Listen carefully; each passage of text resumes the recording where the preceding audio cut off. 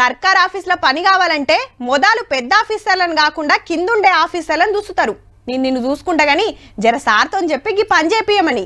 Officer జరంత strict అనుకో, అబ్బో నాతోని కాదు ఇంకెవరినన్నా చూసుకో అంటారు. అదే ఆఫీసర్కు ఇవన్నీ మామూలే అనుకో, నువ్వేం ఫికర్ చేయకు నేను చూసుకుంటా అంటాడు బుద్ధ ఉద్యోగి.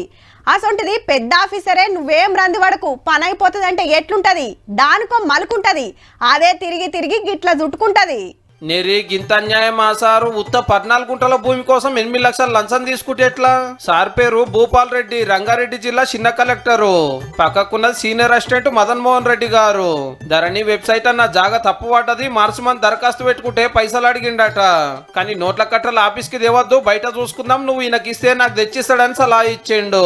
ఇంత పనుకున్నావని భూమోళ్ళు ఏసీబీకి ఫోన్ కొట్టిండ్రు. హీగేమున్నది, మనోళ్ళు పైసలు ఇయ్యంగానే అసిస్టెంట్ గారిని పట్టుకున్నారు ఉరుకొచ్చి.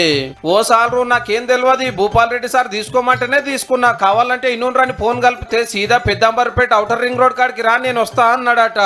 ఏసీ పోలంతా సాటుకు పోతే చిన్న కలెక్టర్ సార్ వచ్చి పైసలు పట్టుకోగానే రప్పున వచ్చి అందుకున్నారు.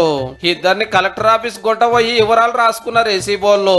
ఇంకో బ్యాచ్ సార్ ఇంటిని పునుకులాడితే 16 లక్షలు దొరికినాయి. కేసు రాసి కోర్టుకు పంపిర్రిగా. మొన్ననే చూస్తే మీ నిజామాబాద్ లా మున్సిపల్ ఆఫీసర్ ఇంట్లో 3 కోట్ల నోట్ల కట్టలు బయటపడే. ఈ నడమనైతే బొచ్చడు మందిని పట్టుకున్నారు. 2-3 వేల కాంచెలు సురువు వేసి 10 లక్షల దాకా పురుసాతు. ఎందరిని దొరికించుకున్నా అస్సలు బుగులు పడతలేరు. ఏమున్నది, 4 వద్దులు డ్యూటీ పోతుంది, మళ్ళీ ఎక్కుతాం కథం అని అనుకుంటున్నట్టున్నారు.